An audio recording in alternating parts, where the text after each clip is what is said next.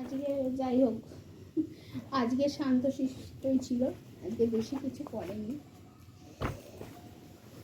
এখন বই গোছাতে এলাম।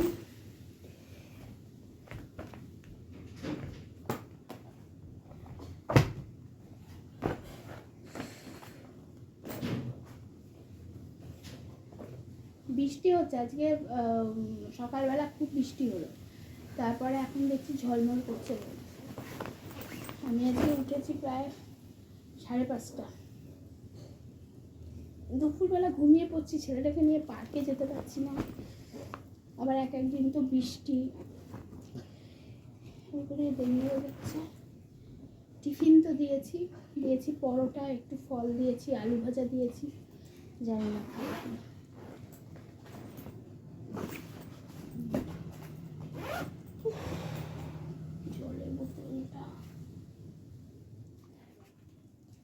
জলটা ভরতে হবে।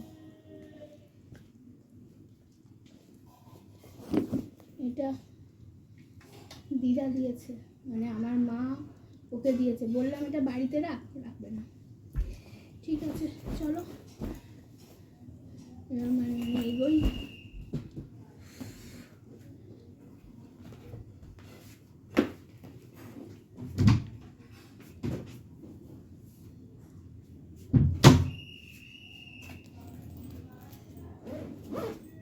এক সেট করে জামা কাপড়ও দিয়ে দিই।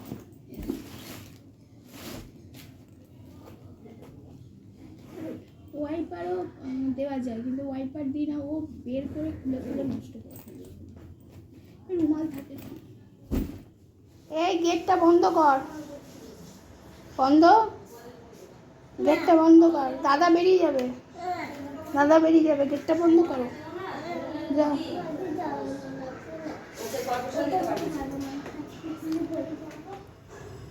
কবে যে বৃষ্টিটা যাবে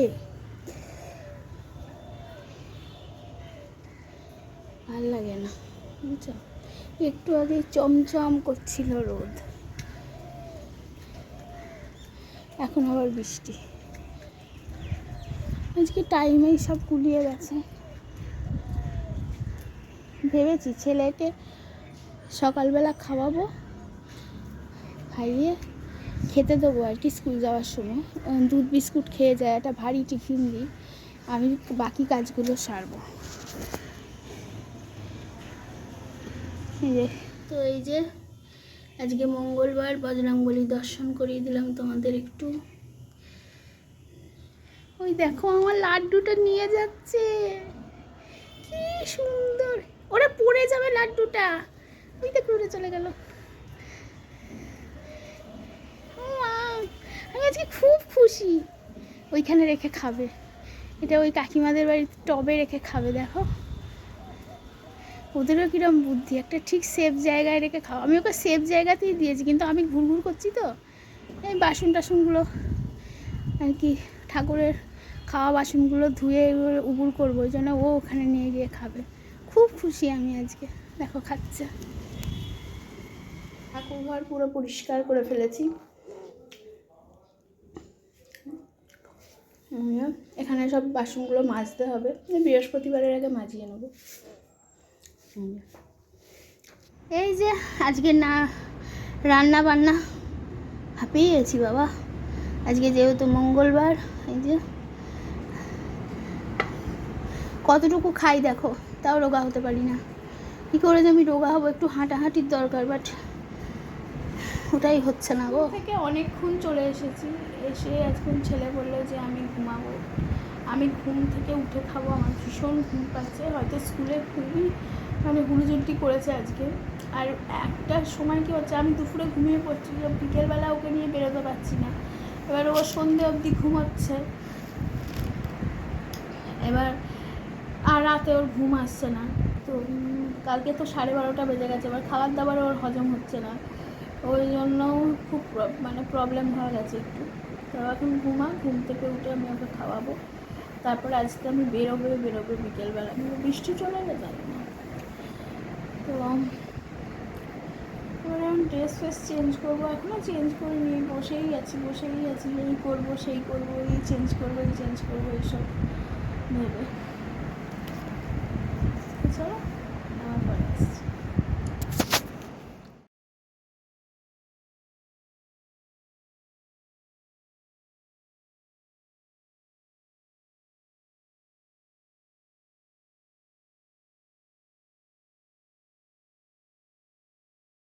আবার অনেক দিন বাদে অনেক কষ্টে টেনে হিঁচড়ে নিজেকে বার করলাম। আমার একটা প্রবলেম হয়েছে যে আমি ঘর থেকে বেরোতে পারি না, মানে ঘর থেকে আমার বেরোতে ইচ্ছা করে না। যে মেয়েটা বিকেল 4:30 বাজলেই ছুটে চলে যেত পার্কে, সবার সাথে হাসি ঠাট্টা মজা গল্প, এর বাড়ি যাওয়া ওর বাড়ি যাওয়া, সেগুলো সত্যিই আমার আর করতে ভালো লাগে না। জানি না কী হয়েছে, কিন্তু জাস্ট ভালো লাগে না। এখন মনে হয় ঘরে থাকি, শুয়ে থাকি, টুকটাক কাজ করি ঘরে, ঠিক 9টা 9:30 তখন আমার একটু ভালো লাগে। এই 9টা 9:30টার সময় ভালো লাগে তো লাভ নেই। আগে বৃষ্টি পড়লেও আমি বাড়ি থেকে বেরোতাম ছাতা মাথায় দিয়ে। কেউ বেরোচ্ছে না, আমি বেরোচ্ছি। আজ সবাই বেরোচ্ছে কিন্তু আমি বেরোতে পারছি না, আর বেরোতে ইচ্ছা করে না। তো ছেলে অনেক করে পার্কে যাবো করে টেনে হিচড়ে, ওই সময় যদি আমার বেবি হতো তাহলে হয়তো ও আরও অনেক বেশি এনজয় করতে পারতো, কারণ আমি তখন একটা এনজয়েবল মানুষ ছিলাম, এনজয় করতে ভালোবাসতাম। তো এই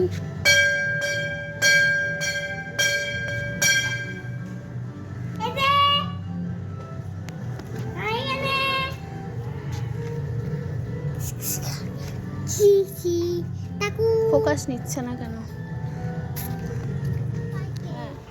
18-19 বছরের সম্পর্ক সেই দিদির সাথে। বাড়ি যেতাম মাঝে মাঝেই আমি ভিডিও করতাম, তোমরা জানো, দেখেছো অনেকবার ব্লগে। সেই দিদির সাথেও আমি সব সম্পর্ক শেষ করে দিয়েছি। কী হয়েছে, মনসা পুজোর ব্লগ তোমরা দেখেছো। মনসা পুজোর ব্লগের দিন ও নিজে থেকেই আমাকে খাওয়ার নেমন্তন্ন করেছিল। প্রতিবারই তাই হয়, মানে আমরা একসাথে পুজো দিতে যাই, আর ও আমাদের যেটা বলছিলাম নিজেই বললো আমার বাড়িতে এসে খাবে, এটা প্রতিবারই হয়। গতবারেও আমি একটু বানিয়ে নিয়ে গেছিলাম আলুর দম, সবাই মিলে খেয়েছি, আনন্দ করেছি, এবারেও সেটাই ছিল। এবার ও যেহেতু একটু মোটা সোটা, আমার পুরোনো ব্লগগুলো দেখলে বুঝতে পারবে, খুবই গাবদা মোটা।